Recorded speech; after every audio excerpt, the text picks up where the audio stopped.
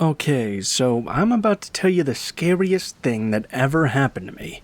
The thing is, I'm not an English speaker, and even though I manage, I'm not sure about all the technical scuba diving vocabulary. I'll do my best, but please indulge me a bit. This happened last year between Christmas and New Year's Eve. I'm from the French Caribbean, so it's not unusual to scuba dive during Christmas holidays. My family and I, 25 and female, booked a few dives. They're all very good scuba divers, much better than I am. They passed a few scuba diving levels that allow them to participate in way more technical dives than I'm allowed to. I enjoy scuba diving as well and am able to do every casual dive, but I don't feel safe going without an instructor yet, even more so if it's a dive with decompression stops required. If anyone isn't very familiar with scuba diving, here's a quick explanation. You can dive safely until a certain depth before the pressure becomes dangerous. If you dive below that point, which is roughly about 20 meters or 65 feet, you have to do decompression stops during your ascent. That means that you have to stop while going back to the surface for a certain time to let your body adapt itself to the pressure. If you ride too quickly, you may catch decompression sickness, which can lead in the worst case scenario to death. So we decided that I could manage a little private lesson with an instructor first, prior to the more exciting dives with my family. The first day, my family was enjoying a dive on a technical spot that I wasn't feeling up to, while I was alone with my instructor, retrieving my old scuba diving reflexes. Everything went pretty okay. We were on a beautiful coral reef.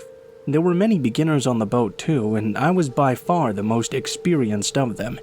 Finally, my instructor, deciding that he could manage me with another student who was truly a beginner, and after a small briefing with every safety rule and hand sign, which is the only way to communicate underwater, we began our descent. I quickly retrieved all my old reflexes and was enjoying myself, going back and forth to the instructor and the beginner diver, during at least 20 minutes or so. Everything was perfect beside one thing. It was a very windy day, and so there was a heavy swell.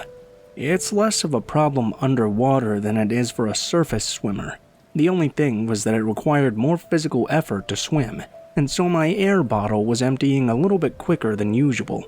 This much was normal though. I signed to my instructor that I was running thin on air now. He nodded. It was at this level far from being critical. It was at this moment that I saw a young man swimming towards me. It wasn't the instructor, nor was it a student. I'd never seen him before. He was in full scuba diving gear, and we were the only dive boat on the spot. I assumed he was with us, and I just hadn't paid attention to him on the boat. He was swimming quickly toward me, then signed to me that he was out of air. When an air failure happens in scuba diving, there's a very strict procedure. You have to help the person, no questions asked, because every second is vital. If you faint underwater, that's it. On your gear, you have two breathing devices, a main device and a spare device. I handed the guy my spare breathing device, which means that we were both breathing my gear, consuming twice as much air as what I was consuming alone. I waited till the guy seemed to calm down and tried to hand sign him to go see my instructor. He nodded a no and signed me to start our ascent. I understand this is the procedure. I was a little low on air and above the decompression stop level, so the right thing to do was go up to the surface before having an air failure, but I had to tell my instructor first. The guy was very reluctant though. It was strange because it would have taken us only 30 seconds to tell him, and he would have started an ascent with us. And during this time I was panicking, seeing as my own air level was going down as well. I saw that our instructor was staring at us quizzically and started swimming towards us. It was at this moment that the guy let go of my spare device and started swimming away, breathing again into his own device. I was totally lost on what was going on and started my ascent with my instructor. Once at the surface because of the tides, I was feeling dizzy and nauseous, so my bizarre encounter wasn't the first thing that I debriefed. It was after I'd calmed down and the boat was driving us toward the beach without the strange guy in tow. that I asked my instructor about what had happened. "Oh, I don't know. Maybe that guy lost his group and needed some time to calm down or something," I replied to him. "Okay, but why did he tell me he was out of air then?" My instructor told me I probably misunderstood his hand signaling. He was probably not telling me he was having an air failure because he left on his own breathing device. I was sure I'd seen him do that sign though. The next day, I joined my family during my dive. The instructor was different. I'd had time to think about that guy, and I was worried about him, so I told everything that happened to Charlie, the instructor. I asked her if she knew the guy and if he was okay because I didn't see him going back to the surface. She asked me to describe him. When I did, she told me this. "Oh, that's Marvin. Don't worry about him. He's preparing himself to become a scuba diving instructor. Every time he has a day off from the restaurant he's working in, he asks us to drive him out to the coral reef in the morning and pick him up in the afternoon. I ate at his restaurant this noon and saw him, so don't worry." I felt relieved and told myself I'd just had a misunderstanding with Marvin. The rest of the week went by without any incident. I was doing more and more technical dives, and everything was going pretty smoothly. Charlie was a wonderful instructor. I never saw Marvin again, that being said, until the last dive. It was on New Year's Eve. We planned the best dive on that day. It was on a shipwreck, and I felt trained enough to try it without any instructor, just my family and I since it was Charlie's day off. It was fairly deep for a beginner like me, 30 meters at its down point, around 98 feet. My first day, male instructor was there and told us that he would be exploring the shipwreck too, so we would cross him and he could help me out if he saw I needed it. It was very comforting to know he'd be there, and my family felt comforted too when I told them that. We began our descent and started swimming around the shipwreck. We crossed our old instructor twice, but every time I signed him that everything was okay. It was at that moment I suddenly saw Marvin swimming towards me.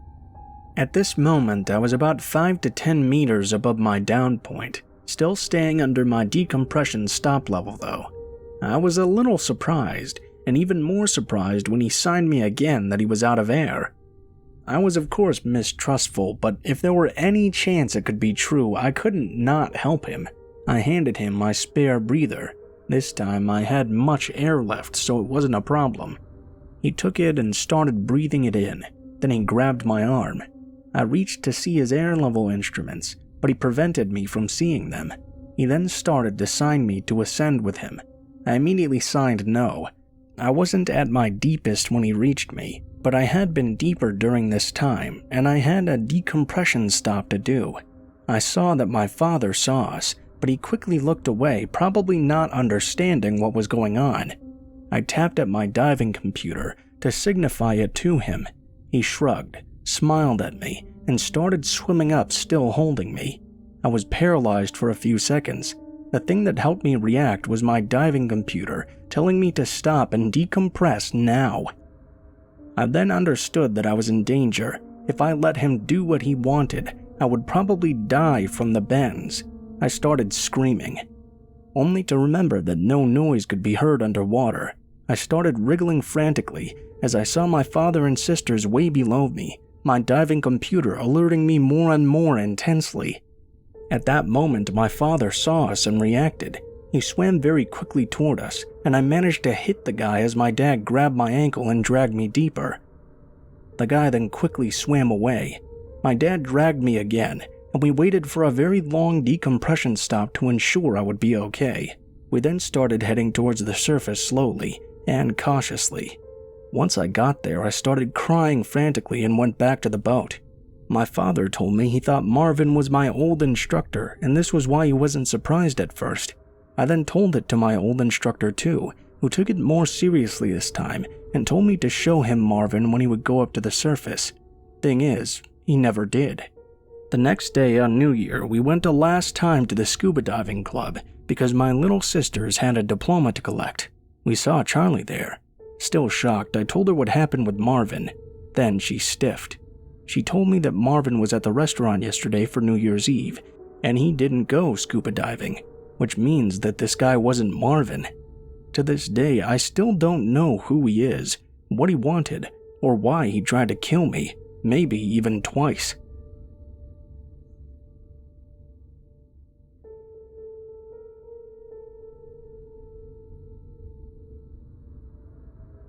I lived in New Mexico for several years before moving to the Midwest. My friend Amy and I, both females, would spend many days exploring the remote corners of New Mexico, discovering abandoned ghost towns, and enjoying the quiet, desolate beauty of the desert. One afternoon in March 2010, we were traveling from Ruidoso to Albuquerque. Always up for exploring, we took a back road rather than traveling the more direct highway. One leg of our journey had us on NM 55. It's a remote, teeny tiny 2-lane highway. We loved those types of roads, up until that day. This part of New Mexico is a flat and desolate desert. You can see for miles, and there is virtually nothing except dirt and rock between the towns. And towns can be miles apart.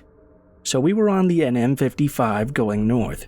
After a few minutes, we saw a white pickup truck ahead of us, going the same direction.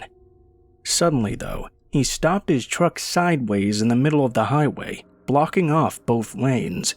We were about a mile away from him, and as we got closer, we began to get uneasy. We could see no logical reason for him to do this. We were the only other vehicle out there, and we began wondering if we should just turn around, rather than come up to him and have to stop. We were about a half-mile away from him when he pulled over to the opposite side of the highway. His truck was still pointed in the direction we were going. We tried to relax a little. Surely this guy was just a ranger or something. Maybe he was checking something on his land. As we passed him by, we noticed a few things. 1, there was only one person in the truck, a middle-aged guy who never took his eyes off us. And 2, he appeared to be talking into a walkie-talkie.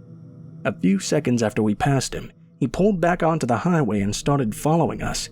He never got too close, though.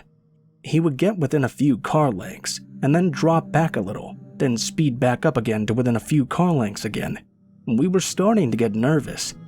We realized how alone we really were.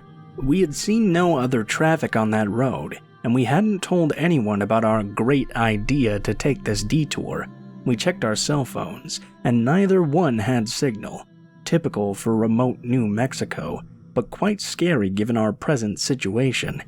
Amy was driving and speeding up, while I frantically checked the map, hoping to find a road that would have more traffic. There was no other road. We had to travel this one to get to the next town. Turning around to go back the other way didn't seem like a good option either. After a few minutes, we saw another pickup truck coming towards us.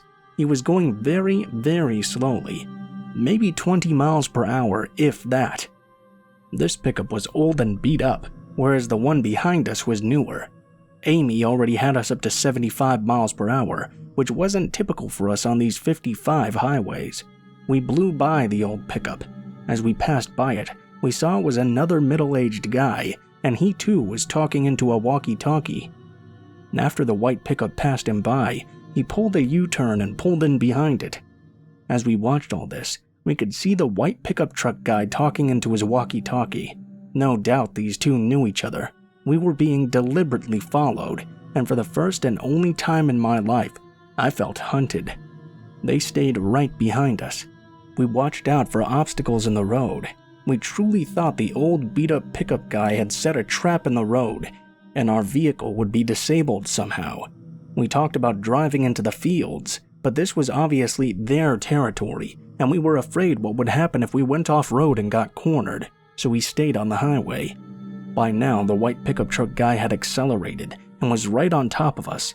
We could see him talking into the walkie-talkie as he stayed right on our bumper.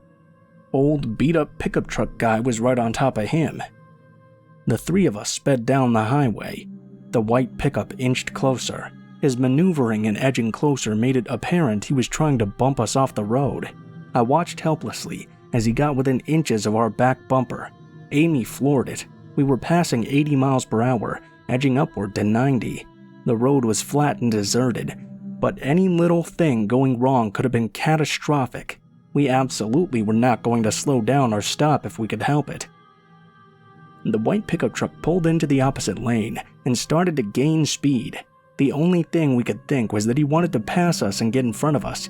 If he got in front of us and his buddy was behind us, we'd be boxed in and trapped. We looked frantically at the rocky desert on both sides of us. Our only option was to off-road it. Should we risk it? Could we speed through the desert and make it safely in one piece? As we topped a small incline, we saw a sign that said Salinas Pueblo Missions National Monument. It pointed towards a road on the left. Right at that moment, a blue pickup pulled out of that road and onto the highway in front of us. As we came up to this blue car, we saw the plates said U.S. Park Service. We looked at each other and looked behind us. Both the other trucks did U-turns and sped off the other way. We followed the blue pickup to Mountain Air and made our way to Albuquerque. I don't know exactly what those guys' intentions were, but surely they weren't good. There's something seriously wrong out there. I notified the state police, and they said they would keep an eye on things. This area is very near Belen, New Mexico, which is where Tara Calico was abducted. It's also about 100 miles from Elephant Butte, which is where David Parker Ray had his little secret torture laboratory. We didn't put all this together till later. Even though David Parker Ray had died by the time this happened to us, we do believe that there are others out there like him. Whoever abducted Tara has never been caught either. Or maybe we just stumbled into a meth laboratory. But since this happened on an actual highway rather than a back road, I tend to discount that theory. Whatever is going on out there, it's not good.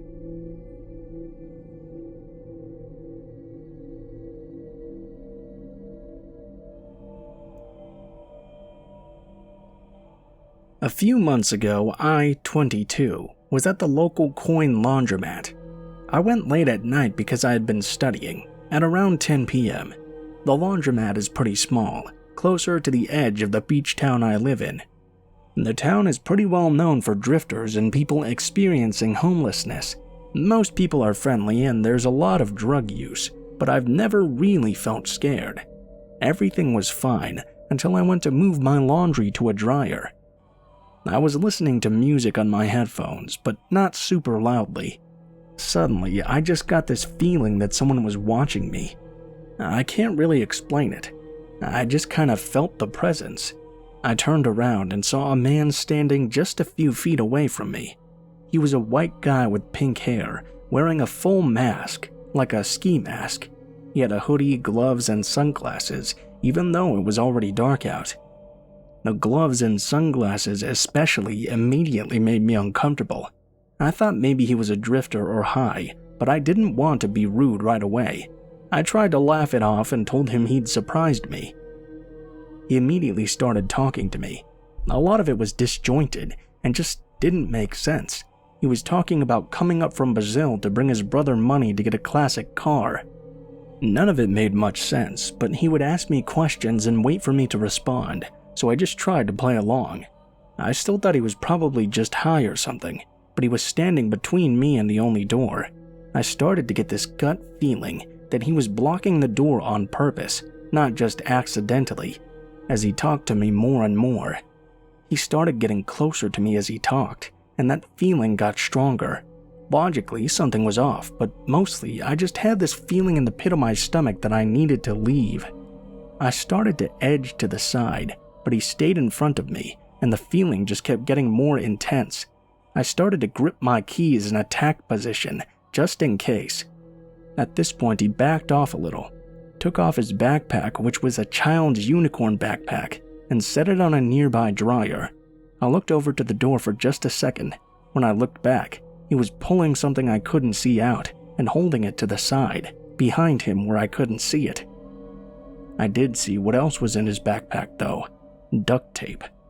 Instantly, it was like an alarm went off. There was nothing more worrying about being rude, no more second-guessing myself that he was just off but harmless.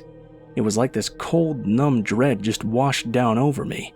I almost felt calm, like I knew the next steps, knew exactly what I had to do. Time seemed to stop in slow motion. He turned back to me, not saying anything anymore, and took a step forward. I gripped my keys as tight as possible and mentally prepared myself to fight. I remember myself being afraid that I would move too slow or be too weak, like in a nightmare. All of a sudden, the door to the laundromat burst open, and a woman walked in, barely even looking at us, as she went to do her own laundry. It was like a scene in a movie, a moment of intensity just interrupted by something innocuous, and suddenly it's just over. He turned and grabbed his bag, and then he left without saying anything. I was so scared I just stayed there for a minute, until I could get my own laundry and just go home. I didn't report it. I never knew what to say since nothing had actually happened. But when I think about it, the scariest thing is that he left as soon as someone else walked in. If he was crazy, that wouldn't have mattered. I think that stranger's laundry timer saved me from something terrible. I don't go to the laundromat anymore. I joined a laundry service instead. The extra cost is worth it to never go back.